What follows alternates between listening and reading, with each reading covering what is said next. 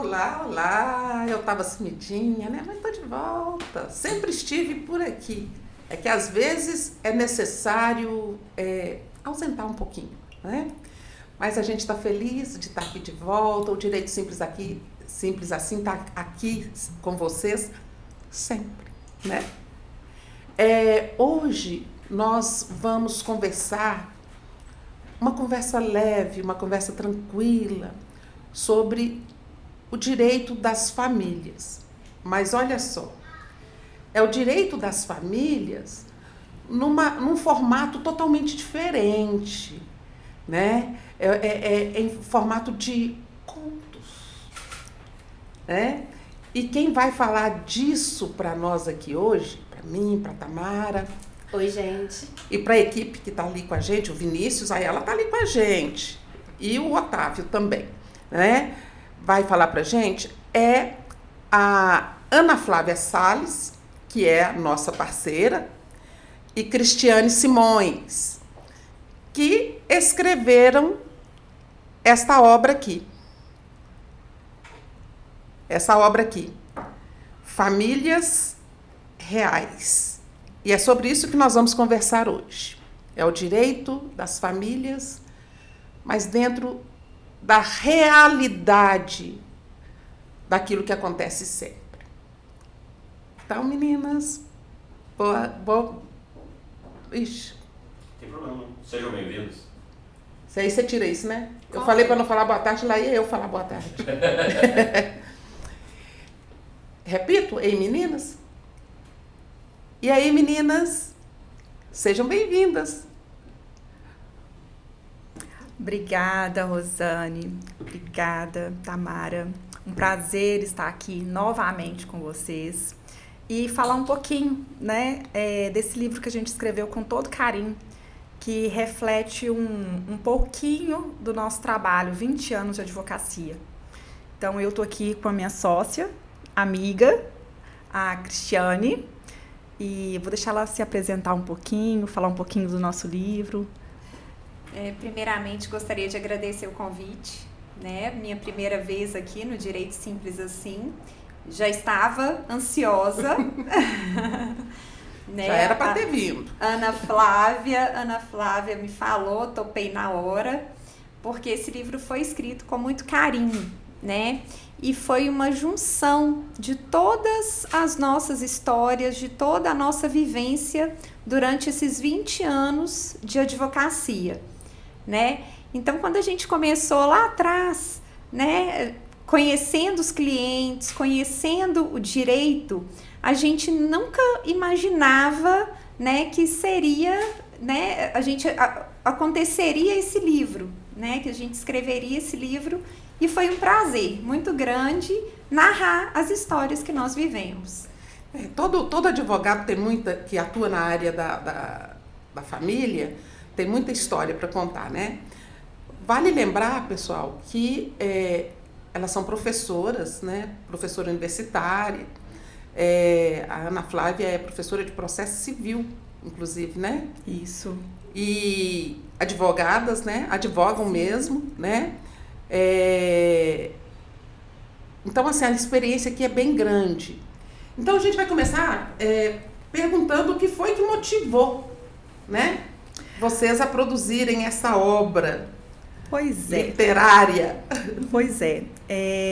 Pessoal, eu tenho certeza que o direito de família é um dos ramos mais difíceis que nós temos na espécie aí de direitos. Sabe? Eu vi até um juiz falando esses dias mesmo, que ele já atuou na vara criminal, que já atuou na vara trabalhista, que na época, quando ele era juiz, inclusive era uma vara única, né? Então ele precisou entender um pouco do direito do trabalho, direito penal e tudo mais. Ele falou assim, que nem trabalhando com o direito penal, ele achou que era tão difícil. Mas por quê?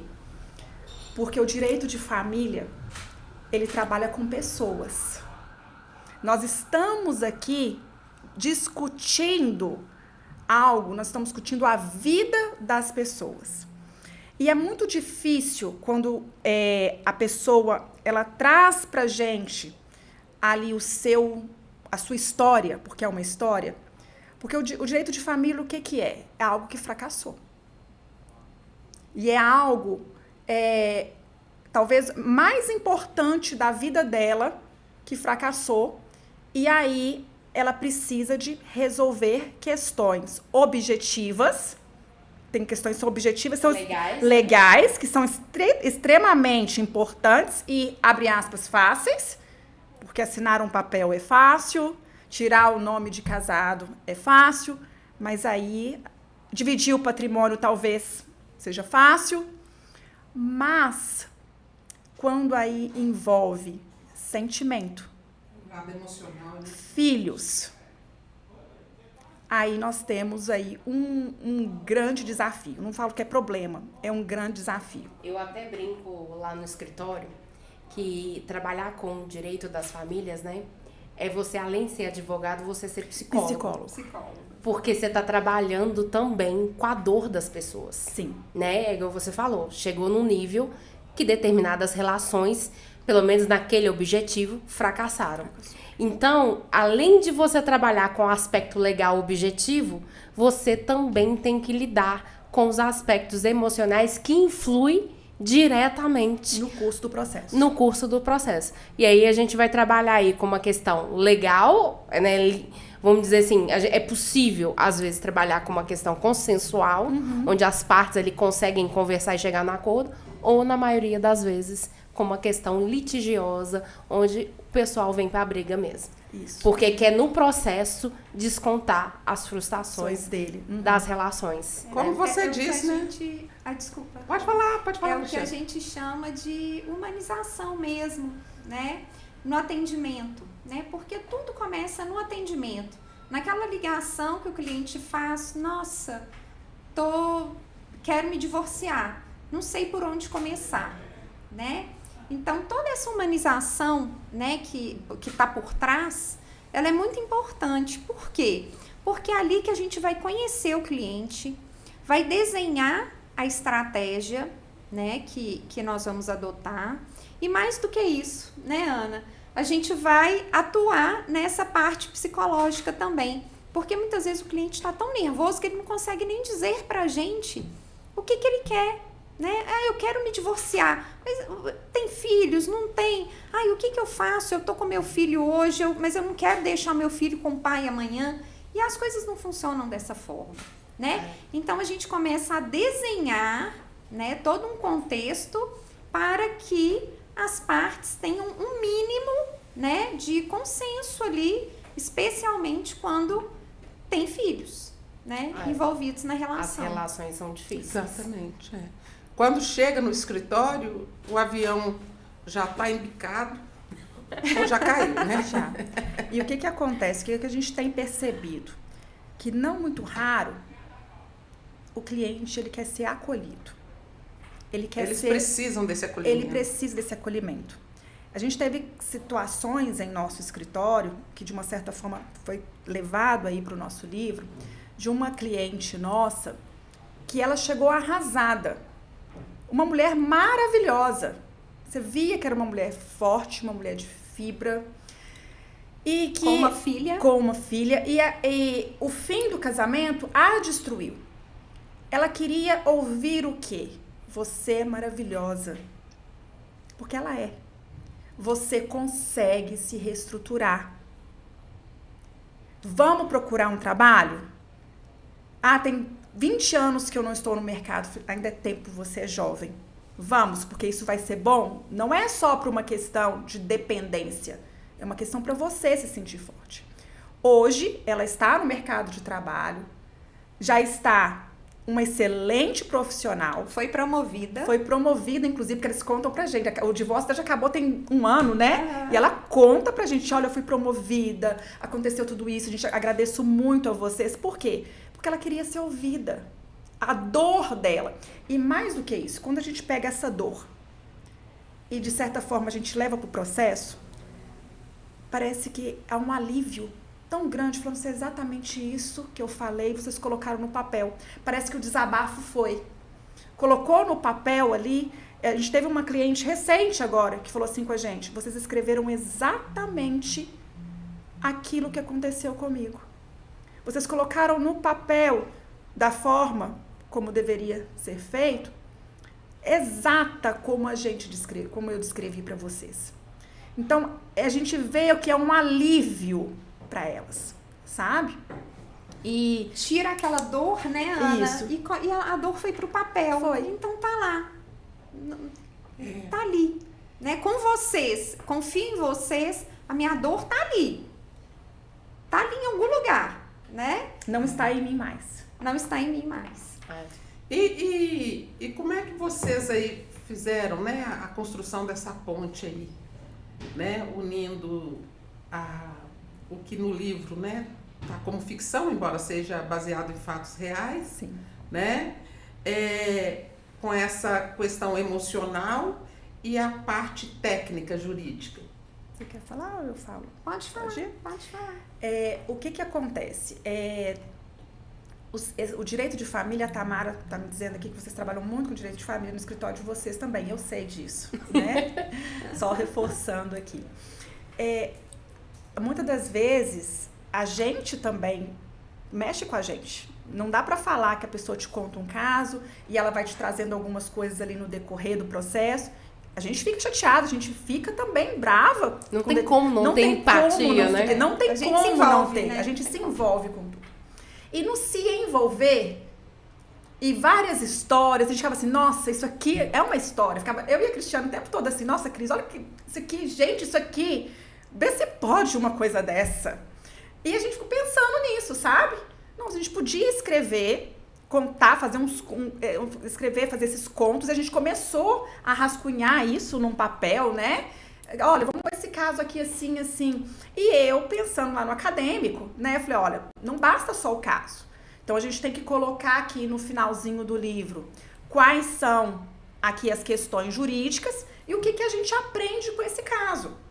Então, a gente uniu a técnica, primeiro veio essa questão mesmo de colocar esses casos que as pessoas gostam muito de conhecer, né, histórias de família, ler esses contos, que são contos pequenininhos, o livro é cheio de contos, né, ali de 2, 3 até páginas. Bem gostoso de ler. Até pelos ele é alunos, gostoso né, de que ler. estão vindo agora, né, os novos operadores do direito, né, é importante eles também terem a vivência, né, Isso. ainda que por histórias Isso. da prática, Isso. juntando isso, né. Porque é a prática propriamente dita. O livro é um livro prático de direito das famílias, né? Ali a gente, claro que não dá para abordar tudo, né, gente? Não dá. Não, Mas- o código é muito grande.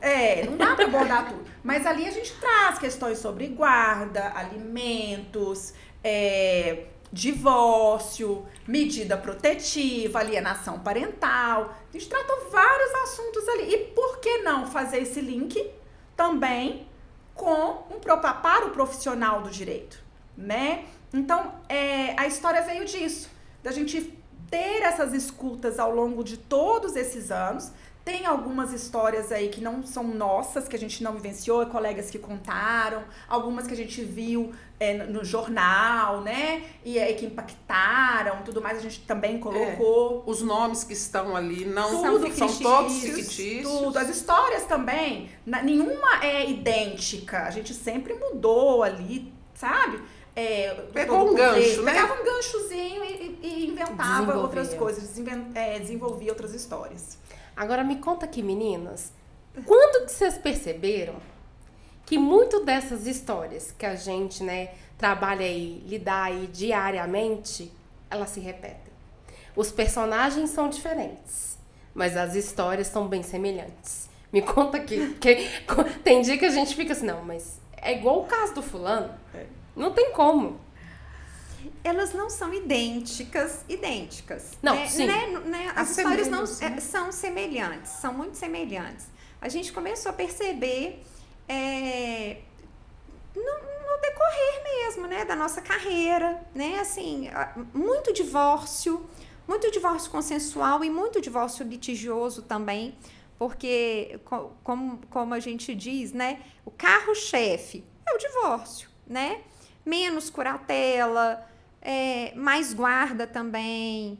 Enfim, a gente foi pincelando um pouquinho de cada assunto, né, no livro, para a gente tentar abordar de uma forma geral, né, tudo que acontece no direito. Não tem como falar de tudo, né? Impossível. Mas a gente tentou pegar ali um pouquinho de cada tema para trazer para o livro, justamente por isso, porque as histórias são muito semelhantes. Não tinha como contar todas. Então, a gente pincelou um pouquinho caso que mais marcou, o mais assim, né? marcante, o mais interessante. E eu brinco muito com a Ana Flávia e eu fiz uma ligação para ela, eu atendi uma cliente. E foi um caso engraçadíssimo, porque ela queria se divorciar, o marido tinha uma profissão X, ele não ficava em casa, e ela falou, Cristiane, eu estou saindo de casa, e eu vou levar tudo. E ela levou tudo, né, Ana Flávia? Inclusive... A privada. Ela arrancou a privada e levou. A gente não teve como a gente não ir. Não, você tá falando da privada. Pois eu já dividi até os garfos.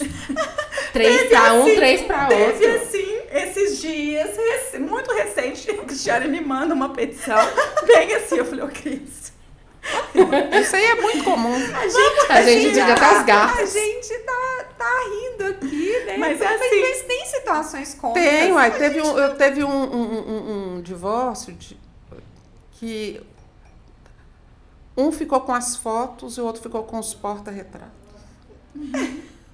A situação. Pegaram a mangueira A vassoura. de lavar o quintal, dividiram no meio certinho.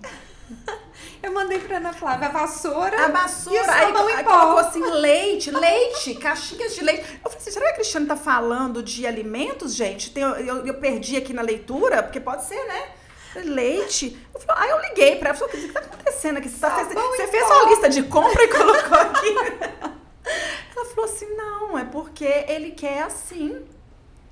Eu falei, Ele Cris, quer dividir falou, dessa Cris, forma. vamos conversar aqui, vamos falar com ele que a gente vai fazer isso aqui à parte, num documentozinho que ele assina, mas vamos colocar essa petição pro juiz não, porque não vai ficar legal. Sabão em pó. Sabão em pó, leite, caixinhas de Não, leite, da lado da É, dispensa. gente, é isso. Infelizmente então é nós isso. temos esse lado também, né? Porque quando ela falou ela ligou pra mim, ela falou assim, estou levando tudo, inclusive a privada. Ele vai chegar e não vai ter nada. Ela não deixou nada pra ele.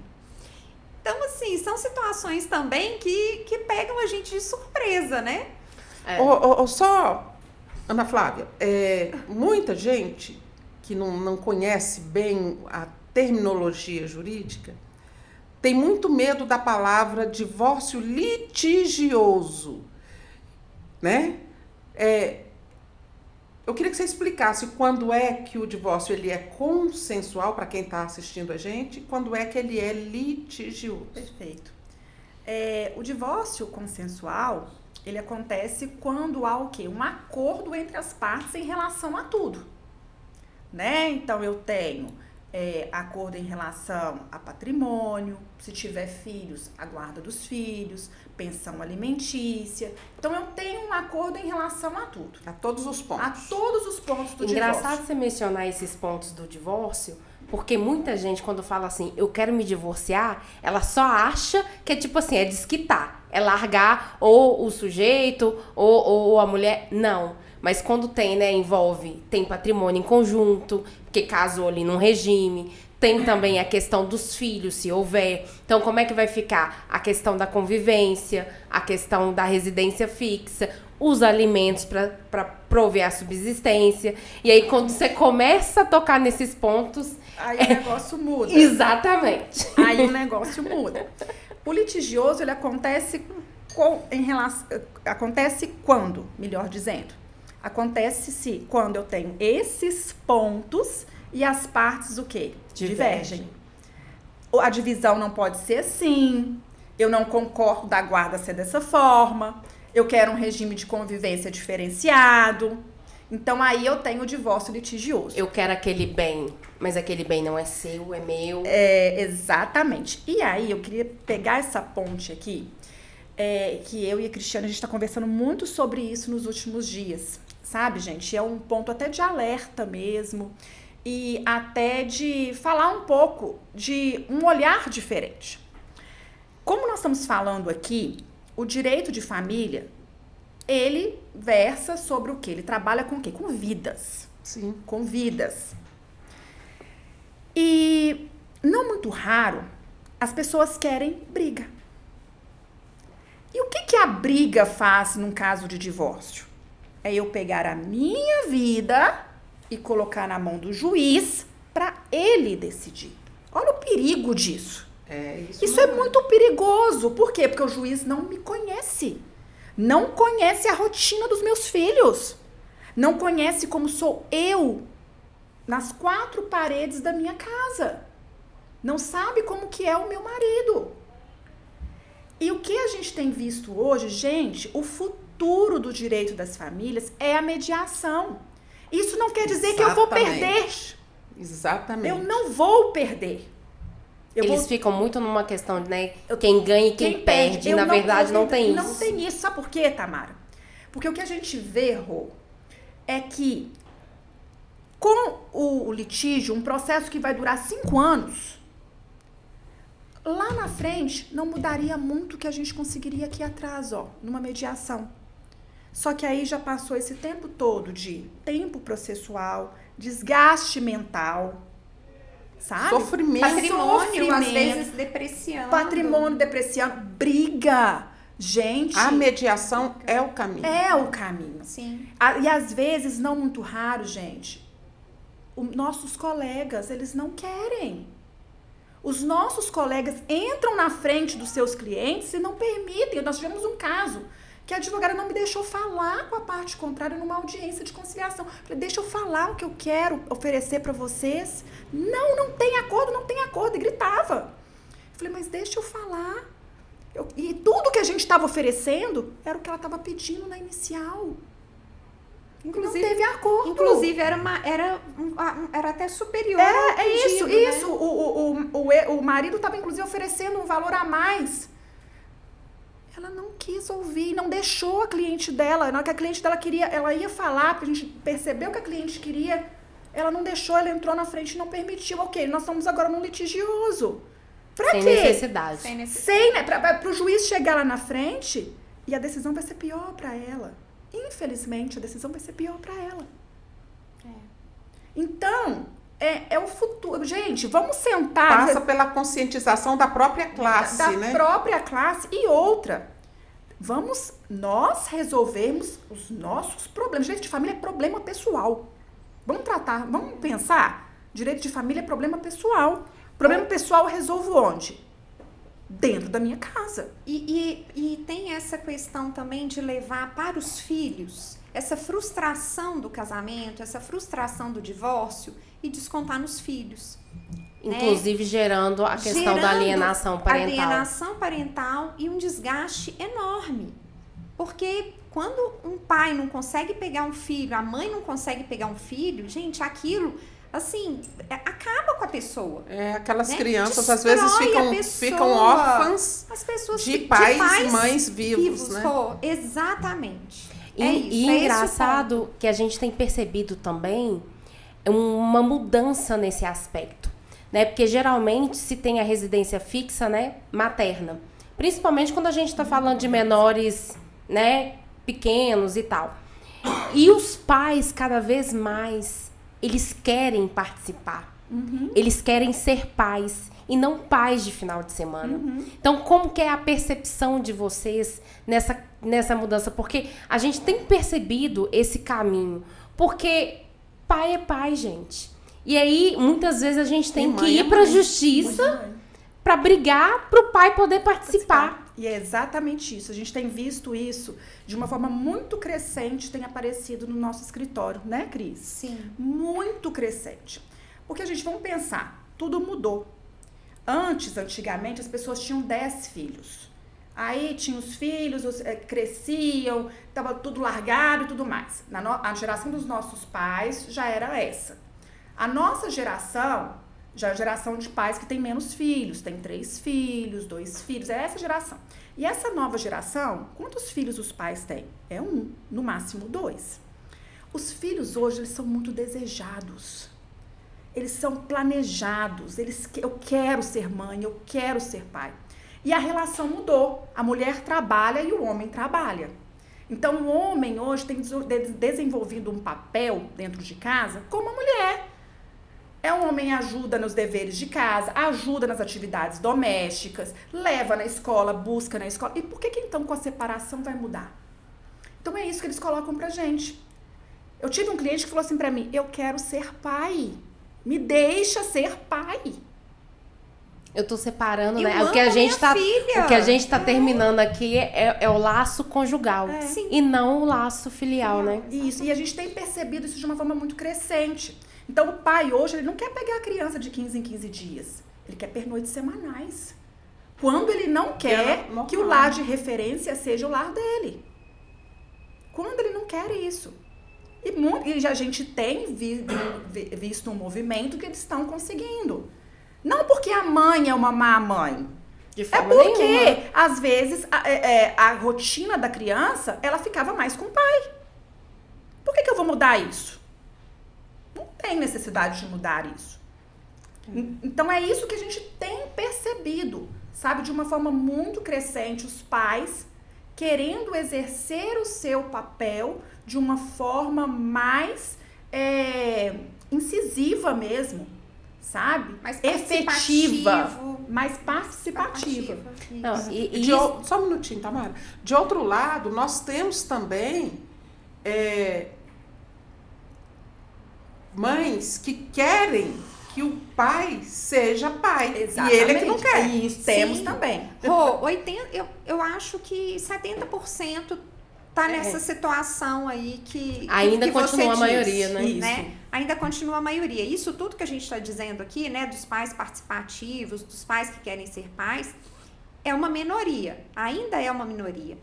Mas a regra é essa, né? As mães querendo que os pais sejam pais, que colaborem, que ajudem, né? Mas eu acho que tá virando. Eu acho que esse jogo aí, uma hora vai ficar equilibrado. Tinha que ficar equilibrado. Vai ficar E- equilibrado. Eu né? acho que a gente está caminhando para isso. Mas Né? exatamente, Ainda não temos, mas estamos caminhando para isso. exatamente isso que uma juíza nos disse numa audiência que a gente participou. Que o pai queria ser pai, né? Numa dessas audiências que a gente participou, ela falou, gente, falou com a mãe. Falou, ela tratou assim, ô mãezinha, aqui no direito aqui na minha vara, a maioria das mães tem que brigar. Ele quer exercer a paternidade, ele quer ficar com a filha. Vamos pensar, vamos conversar. A juíza foi muito sábia, sabe, nesse momento em fazer ali uma intervenção. Mas é exatamente o que você falou. A maioria, como a Cris falou, a maioria ainda são os pais de finais de semana e olhe lá. Mas nós temos os pais que querem ser pais efetivos. E o número tem crescido bastante Tem. nesse sentido. Tem. E a gente ainda não pode esquecer que a gente está falando aqui do direito das famílias. Mas e quando esse direito das famílias ele cruza com o direito criminal? Exatamente. Quando a gente pega aí a questão de uma medida protetiva, né? Muitas vezes, tá, gente? E aqui não quer dizer que é a regra, né? Porque a gente sabe que o número de feminicídios cada vez está maior, mas muitas vezes, na questão do direito das famílias, essas medidas vêm como instrumento de vingança. Ela vem, né, como forma de tentar afastar, né, o genitor dos filhos, da casa, né, do local. E aí, o litígio que já era difícil fica muito maior. Porque aí a gente vai precisar de um mediador para poder intermediar essas conversas, né, dos filhos. E aí a coisa toma um patamar assim. Totalmente. Conta aí pra gente, qual que é a experiência de vocês nesse sentido? Quer começar a falar? Pode Cris? começar. O que acontece, tá, Mara? Que a gente também tem visto o número disso crescer consideravelmente. consideravelmente. O problema é que as pessoas hoje, elas confundem muito os institutos. Sim. Uma coisa é a medida protetiva, que ela é deferida em favor de quem? Eu tenho que delimitar. Se a medida protetiva, ela é específica para a ex-mulher, os filhos continuam com acesso ao pai normalmente, né? E o que tem acontecido automaticamente? Se eu tenho uma medida protetiva, geralmente lá no juízo de família, ele defere uma guarda unilateral provisória porque não pode ter o contato entre os pais. Então, para a mãe, o quê? Tomar uma decisão específica sobre uma matrícula de escola, sobre uma questão ali Pontual. rotineira, pontual da criança. Quando se defere uma guarda unilateral provisória, não quer dizer que o pai perdeu o poder familiar. Ele continua exercendo o seu poder familiar. É um outro ponto. Porque a gente tem situações, por exemplo, que a mãe, ela corta todos os acessos do filho em relação ao pai. E a medida protetiva não é da criança. Não é da criança. Então, o pai não passa a não ter acesso a questões escolares, questões médicas da criança. E não é isso. E aí, isso vai deságua onde? Na alienação parental. Porque uma vez que quem ali detém a medida provisória, a medida protetiva, né? E que eu não entro nesse aspecto. Se deferiu a medida protetiva, tinha que deferir mesmo. Eu não entro nessa questão. Mas o problema passa a partir de que a criança é colocada nesse conflito e ela passa a ser o quê? Um instrumento para se vingar do pai. E isso não pode acontecer. Explica Não aqui pode. para os leigos o que é alienação parental. A alienação parental, ela acontece quando qualquer um dos cônjuges, tá? Isso pode ser a mãe ou o pai, Ou qualquer outro membro da ou família. Qualquer outro membro da família. Perfeito, qualquer outro membro da família, ele passa informações para a criança para desqualificar o seu genitor, né? Por exemplo, o pai fala mal da mãe, fala, por exemplo, que o seu pai não dá pensão, o seu pai não veio te buscar hoje, você vai viajar, aquele lugar é tão ruim com seu pai? É assim, né? É horrível aquele lugar. Se eu fosse você, eu não ia, não. Ai, hoje eu não posso comprar esse bolo pra você porque o seu pai não pagou a pensão. Exatamente. E às vezes pagou tudo, né? E às vezes pagou pagou tudo. Então, a alienação parental é isso. É desqualificar, é colocar a criança ou o adolescente no centro do conflito. Por exemplo, eu não posso conversar com meu ex-marido porque eu tenho uma medida protetiva, a criança passa a ser a ponte. Tem assuntos que não são assuntos de criança. A criança vai falar assim, porque minha mãe falou sim, que amanhã você vai me buscar lá na casa do meu tio. O dia das minhas férias é dia tal. Isso não é conversa para criança. Isso não é conversa. Os genitores que têm que decidir, né? É os genitores. Tem uma medida protetiva. Cadê o terceiro intermediador? Porque às vezes também eles não conseguem definir quem é um terceiro intermediador. Não estou falando que está certo ou errado, não, mas eles têm que definir. E às vezes acaba que cai pra gente. Tem hora que até o advogado Até o sofre com isso. advogado tem que Gente, ser o como terceiro intermediador. Isso não é função do advogado, gente. Isso é uma questão de família. É eles que têm que resolver. Como que eu vou definir o local para buscar uma criança? Pra gente, essa confusão dos institutos é o que mais tem ocorrido, né? E o que a gente acha mais grave, sabe? Essa confusão da medida protetiva para a mãe, né? E o pai não poder fazer nada com a criança, não poder sequer pegar a criança, né? Nós tivemos um caso no escritório que o pai ficou 90 dias sem ver a filha, né? Você tá falando 90, eu tenho um que já passou de 2 anos. Pois é, né? Nós estamos falando aqui de muito tempo. E o que acontece com a criança? Ela vai perdendo as referências, ela vai perdendo o vínculo, ela perde aquele amor mesmo que ela sentia pelo pai. Nossa, mas tem 90 dias que eu não vejo meu pai. Então, a gente percebe essa dificuldade enorme, né? Dessa volta aí para a convivência, né? Com essa confusão dos institutos. E a da medida cabecinha da protetiva criança, para a mãe. Pois A criança depois não como entende. resolver isso? Principalmente se estiver bombardeando a criança com informações mentirosas. E normalmente está, Rô. Normalmente acontece. A gente teve casos no escritório que a mãe falando que o pai teve relacionamento extraconjugal quando ela estava grávida, falando pra filha. Aí o pai chegou pra gente, Ana Flávia, eu não falei, não tive. Eu falei, mas ainda que tivesse. Isso não era um assunto pra ela tratar com a filha. A menina tem 14, 15 anos, foi contar isso pra ela. O pai descobriu porque viu no celular da menina. Ela contando isso pra um colega. É A menina extremamente tá com complicado. ódio do pai. Ele falou assim, como é que eu vou trazer a minha filha de volta? E aí a gente tem a confusão, né, desses institutos aplicando isso na prática também, que não facilita, porque a criança, num dia tem o pai e a mãe dentro de casa, tá tudo certo. Ok. No outro, o pai sumiu, o pai não aparece mais, a criança fica com esse sentimento de que E o foi pai me abandonado, Exatamente. né? E aí o pai não pode entrar em contato, porque muitas vezes a gente tá falando que essa ainda tem 15, ela consegue ter acesso a celular e poder conversar com o pai diretamente. Mas é aquele que tem 2, 3, que não tem como, que aí depende, por exemplo, do celular da mãe para manter esse contato com o pai. Com a medida protetiva, isso cai. E aí cadê o intermediário para fazer isso? O intermediário tá no mesmo lugar, tá na mesma casa, como é que... Ô, gente, é tanta complexidade que muitas vezes a lei não é capaz. Ela não é capaz. Não A lei, eu consegue. falo que a lei é fria. Ela é fria. Ela não é capaz de lidar Ela com essas não relações. consegue trabalhar com os problemas pessoais. Direito de família, direito das famílias é o quê? São problemas pessoais.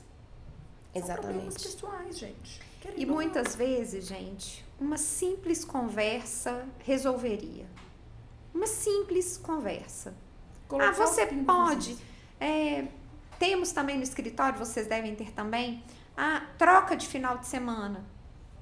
Muitos pais não aceitam trocar o final de semana e acabou. E aquilo vira uma regra. E não tem jeito, né? Então, assim, uma simples conversa, você pode trocar comigo um final de semana? Eu posso passar um final de semana com você? Posso ficar 2 finais de semana com a minha filha? Você fica 2? Então, essa falta de comunicação, né, que gera todo esse desgaste pro filho, também é um grande problema que a lei também... Mas a né, origem gente não disso é a consegue. origem de cada um dos pais, que não tem nada a ver com as crianças. E o Não. juiz não consegue E aí leva pro decidir. judiciário, acha que o judiciário vai resolver isso e não judiciário não vai, resolve. gente. Aí é que tá o problema. O que a gente percebe nessa geração de agora é a falta de maturidade emocional para separar as coisas e lidar com os determinados problemas. Porque separa-se da relação conjugal, mas não consegue se separar de toda a confusão e saber que as crianças não têm nada a ver com aquilo. E que, por exemplo, quão melhor seria se eu tivesse um pai participativo que pudesse dividir comigo, porque a gente sabe que a vida acontece. Então, se determinado final de semana que seria meu, mas eu tenho, por exemplo, uma atividade Uma festa de profissional, família, alguma coisa para fazer, olha, você pode trocar comigo? Porque é isso, gente. Os pais, na criação dos filhos, eles têm que ser complementares. Eles têm que se ajudar. E aí ficam na brigaiada achando que isso vai resolver alguma coisa, que o juiz vai resolver que o juiz isso. vai resolver. E não vai. O juiz é o salvador. Ele não vai. E uma Não. conversa de 5 minutos resolveria absolutamente E o judiciário tudo. ali atolado de processos Não consegue. por conta disso. Não consegue. E a gente precisa concordar com o judiciário, porque isso não é o papel do judiciário, realmente. Não é o papel do Não. judiciário, não é sinto papel do muito, advogado. Eu sinto muito quando eu vejo que os processos de divórcio, eles caminham pra frente, porque eu falo, gente, dava pra resolver isso na audiência de conciliação. Exatamente. Dava para resolver isso nós sentados no nosso escritório, eu e os advogados da parte contrária, né? Nós aqui. Dava para resolver isso. Porque vai chegar lá na frente, não vai ficar muito diferente. Talvez aí também a gente precise também dessa questão da mediação, né? Da mediação ser mais divulgada, dessa questão, né, das conversas, porque a mediação é exatamente isso. Quem resolve não é o juiz, é as partes. São as partes. As São próprias eles. partes que resolvem com a ajuda de um intermediador. Então, talvez... Do mediador. Então, talvez o mais importante é abrir o leque, é abrir as possibilidades e as pessoas terem mais acesso a essa questão da mediação. Porque muitos advogados, né, como aqui a gente, vocês, são formados em mediação e são passíveis, né, de poder realizar isso. Então, a gente ainda tem um caminho, acho que árduo, porque essas questões, né, que vem a alienação parental, a medida protetiva, elas cada vez mais dificultam, né, as relações sociais, né, envolvendo aí a questão dos direitos das famílias, né, gente? Mas como é que é isso? Vamos falar aqui de novo sobre isso. Como é que é tá ali envolvido com aquela narrativa, aquela história daquele cliente que chegou, que tá ali narrando os fatos e tal. Chega a estar envolvido ali emocionalmente com aquela narrativa e separar isso do técnico? É difícil. É difícil, porque muitas vezes a gente se envolve. Então, a gente precisa ter muito foco e a racionalidade mesmo para lidar, né, com a petição, com o processo e também com a emoção, porque nos aflige também, né? Um cliente que ele não tem uma tutela deferida, isso é chato pra gente. A gente fica triste, é difícil de engolir, é difícil de aceitar também, né? É difícil, mas a gente vai, né, por etapas, vamos criando estratégias, caminhando, né? Tem os recursos, obviamente, e a gente vai caminhando nesse sentido. Mas é tudo coisa que alonga o processo, né? Uma coisa que já poderia ter sido resolvida ali, né? Nesse ponto, assim, eu falo que advogar em conjunto facilita muito a vida. Porque quando a gente se envolve em determinados casos, assim, porque a gente também é humano. A gente se envolve. E aí você vira e fala, não, Rô, você faz a peça desse trem aqui que eu não tô dando conta, não. Entendeu? E aí você vai trocando. E aí, ou senão você faz, mas aí outro vai lá, revisa, porque, né, você tá envolvido ali, principalmente porque acho que todo mundo já passou por isso quando a gente advoga pra parente. Né? Ou família, que a gente tá enfiado no meio. Aí fica difícil. Pior ainda. É pior ainda. Então aí, às vezes... Melhor é não advogar para parente, mas não tem jeito, né? Sempre vem. Então aí, por isso que eu falo, tanto que ajuda a gente advogar em conjunto. Porque além de ter essas trocas, né? A gente é possível, tem hora que fala assim, não, segura aí que eu não tô dando conta, não. Exatamente. Exatamente. Mas me fala uma coisa aqui. Vocês acham que as pessoas hoje estão mais informadas dos seus direitos? Não. Continuam não estando. O que acontece? As pessoas acham que as informações, elas chegam. O Instagram tá aí, o TikTok tá aí. E, gente, o que tá acontecendo? São informações truncadas, são informações erradas. As pessoas acham que elas sabem quais são os seus direitos. Antes era ler o Google, né? Agora a inteligência artificial. Hoje é a inteligência artificial. A inteligência artificial, ela não resolve os problemas. A gente sabe perfeitamente. Para você... Tem gente fazendo terapia pela inteligência artificial. Só que faltava, né? O que acontece? Eu posso me utilizar da inteligência artificial? Eu posso e devo. Ela tá aí, uma ferramenta. Uma ferramenta para isso. Contudo, gente, para eu saber se aquela informação ela pode ser utilizada ou não, eu tenho que ter bagagem para tanto. Então, eu sei, se eu faço uma pergunta lá para a inteligência artificial sobre determinado tema, eu sei se essa resposta está certa ou se está errada. Às vezes eu tô querendo uma outra coisa, que ela me traga uma outra coisa, um dispositivo de lei que eu esqueci, ou se tem alguma outra coisa que eu podia pensar e tudo mais. Para complementar. Para complementar. Mas o leigo, quando ele lê algo, que ele tem uma informação no Instagram, no TikTok, ele acha que ele tem informação, mas ele não tem. Porque nem os advogados estão tendo. Isso é uma realidade. Os recém-formados... Eles não estão tendo, porque eles estão formando... Gente, me perdoem.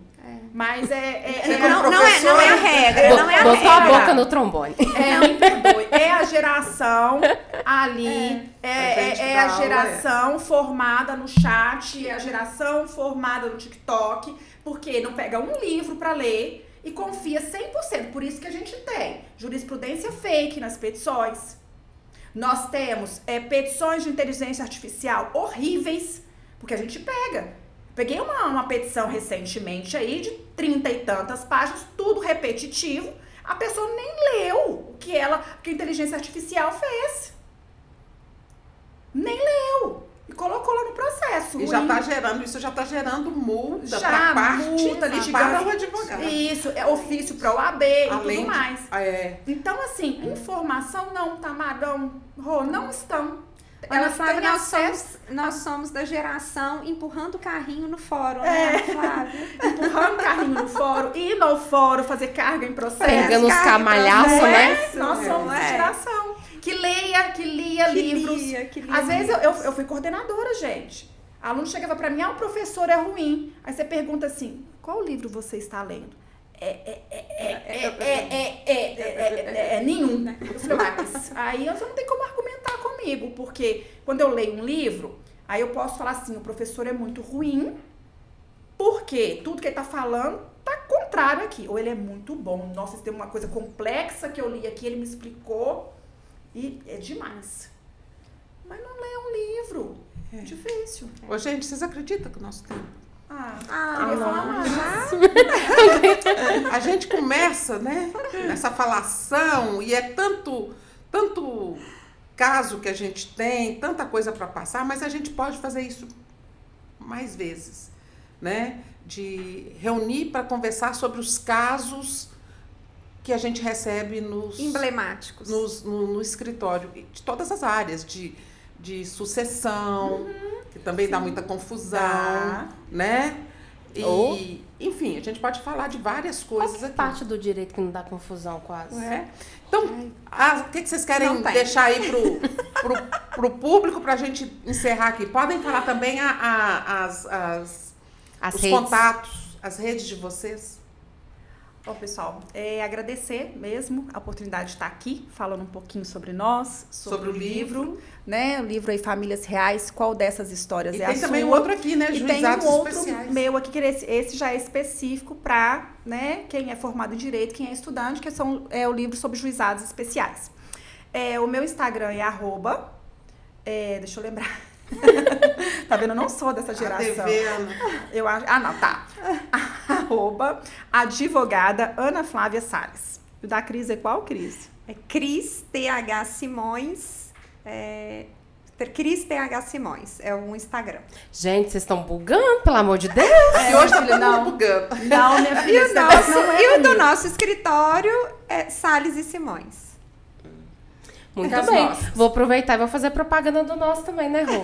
A gente tem, gente, o Instagram do Direito Simples Assim, é ADV, que tem muita informação, que a gente vai divulgando aqui os podcasts, a nossa coluna no EM Digital e o nosso podcast, que tá aqui no Portal AI, né, no canal no YouTube, vinculado ao estado de Minas, e a gente agora tem Spotify, né? Então procura a gente lá também no Spotify para poder ouvir a gente agora quando quiser. Ótimo. E a Ana faz parte aqui do grupo. Exatamente. Eu ia falar no início, a Ana não tem nem o que falar, não tem, porque ela já faz parte aqui da casa. Exatamente. A gente quer agradecer Ela também tem que voltar mais. o Otávio, que tá ali, como sempre, dando a maior força para nós, o Vinícius. Obrigada, Gente, Muito então nós vamos obrigada. ficar por aqui, tá? Tchau. Obrigada.